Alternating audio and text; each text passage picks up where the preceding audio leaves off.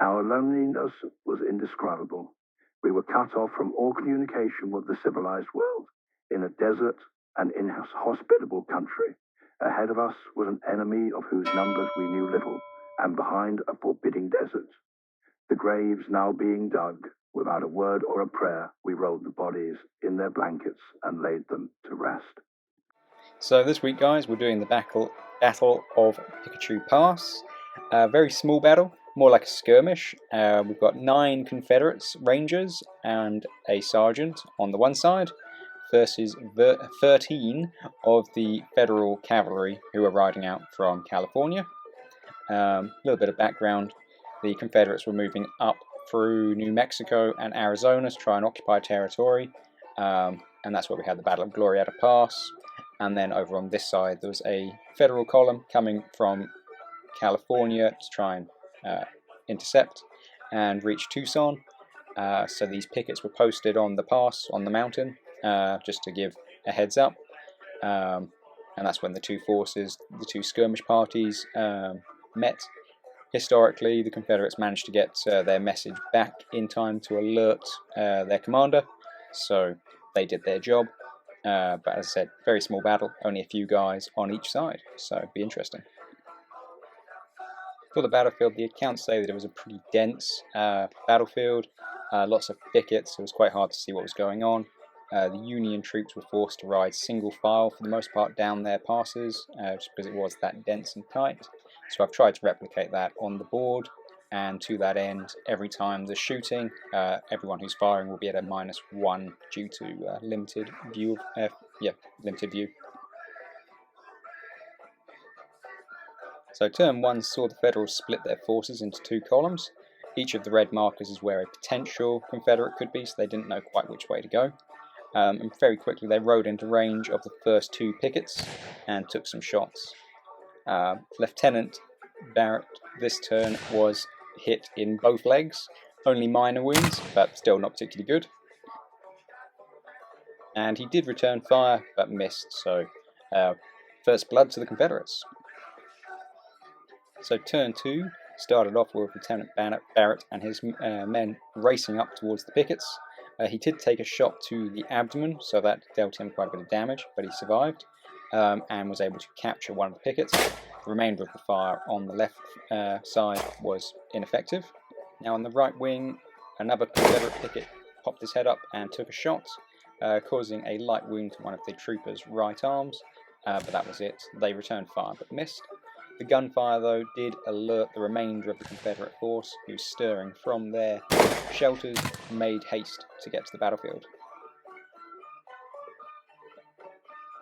So in turn 3, our right-wing column of Federals are still advancing on the pickets. There was an exchange of gunfire from both sides. The Confederate fire was ineffective, however, a hail of Federal bullets cut him down. So that was one picket eliminated, first dead man of the game. Lieutenant Barrett, as I said before, has captured the picket, although he is badly wounded. There was a bit more small arms fire, but nothing really effective. The Federals did send a column further to the left, trying to outflank the pickets. Turn 4 saw the Federals start to converge in. Their troops on the right flank started to move down the hill. Lieutenant Barrett pulled back in the centre with his captive, and the troops going around to the left carried on their left flanking manoeuvre. So it was really a positioning turn for the Federals. As I said before, you have to travel single file due to the denseness of the terrain. The Confederate relief force, having been stirred, are making their way down as fast as they can to the battlefield. Now the pickets are all facing off, dismounted cavalry, and they started exchanging fire. Unfortunately for one unlucky Federal soldier, he got shot in the groin, giving him a mortal wound. He's still alive, but he's pretty well out of the game. The rest of the Confederates opened fire en masse, trying to bring down Lieutenant Barrett, but luckily for him, all of the shots were ineffective apart from one which hit him in the left arm. So he took another point of damage, but he's still in there. A few shots were returned, but there was no more damage. It was all ineffective for the remainder of this turn.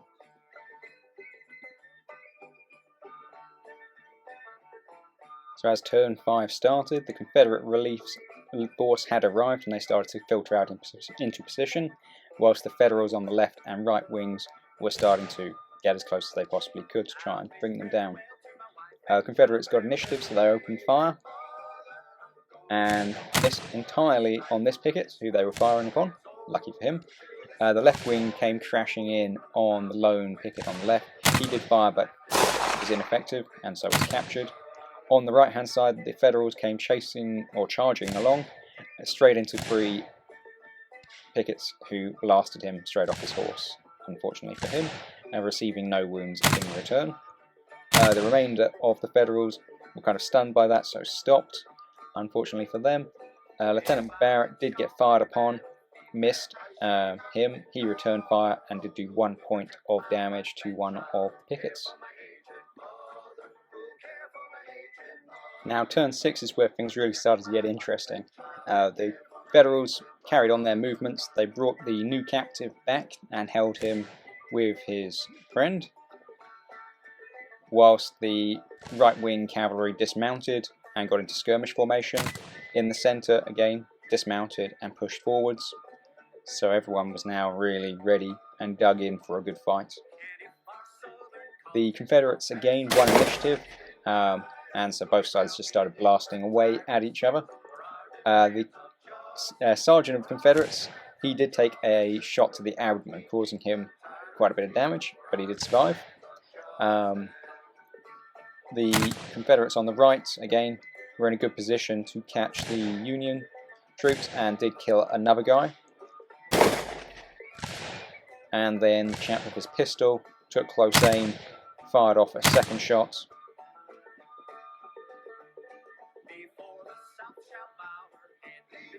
And took down a third. So the right wing is definitely starting to suffer. Then our chap with our white hat there, he tried to take out Lieutenant Barrett again, fired and missed him completely.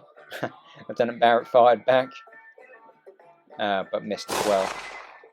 So there were quite a few shots being fired and missed, but also there were quite a few casualties getting taken on both sides, although not necessarily life-threatening shots. So in this game, your average trooper has 5 hit points, and your leaders have 10.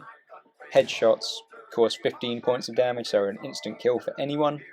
Chest shots are 8, so it's pretty well an instant kill for everyone apart from the leaders. Abdomen and groin, 4 points of damage. Arm shots are single, and leg shots are 2 points. So, yeah, it doesn't take too many hits before men are dead. So that's the way I find it works quite nicely. So as we moved into turn 7, the Federals were pushing again on both the left and the right flank. Confederate commander, having been wounded, was pulling back. So on the left, the Confederates opened fire again, pretty well in all directions, trying to fell the enemy. A Union trooper had pushed right. He did take a hit, but survived, and fired back, causing a light wound to one of the Confederates, but not enough to put him down. On the left, you have 2 Union troops firing and being fired back upon.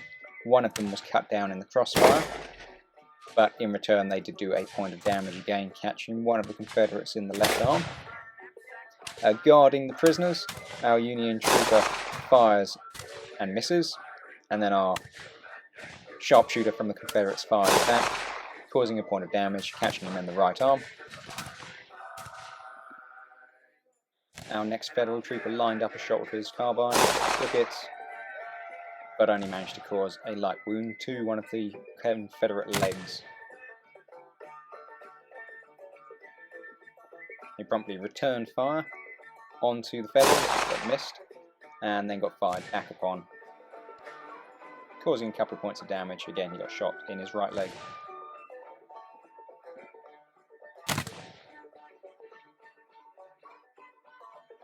So as we moved into turn 8, the Federals decided they'd taken enough casualties. They've got a couple of prisoners, but they needed to withdraw because, yeah, the casualty numbers on their side were growing. As they were withdrawing, they took gunfire from all directions, and another one of their chaps was lost, cut down as he tried to get back. Seeing his friend shot, our lone Federal returned fire and cut down one of the Confederates. Reloaded, fired again, and cut down a second one.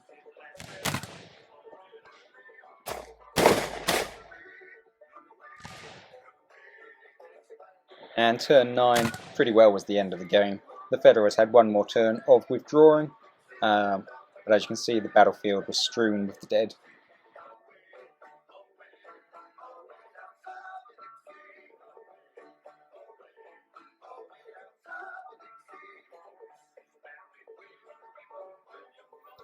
And on that, the game is over. The Federals have pretty well reached the board edge with their captives. They've left their casualties scattered around the field. Confederate pickets in that last turn lost another 2 guys, so their force is definitely shaky, but they will be able to get their message back to their command post in Tucson to say that the Federals are coming. So a bloody little game. Took a bit of time for the casualties to start to build, and then all of a sudden they came in like a wave. Very fun, enjoyed it a lot, and interesting to play another historical battle which is not very well known and had very few numbers. So yeah, please let me know any other battles that you want me to do. And I just want to give a great shout out to Landsknecht 1525, I hope I pronounced that right, for making me aware of this battle. As I always say, guys, if you've got battles or information that you would like me to show or give me ideas, please let me know, because I'm always looking to do something interesting and new. So yeah, I hope you enjoyed. Please like, subscribe, leave some comments, and I'll see you next time.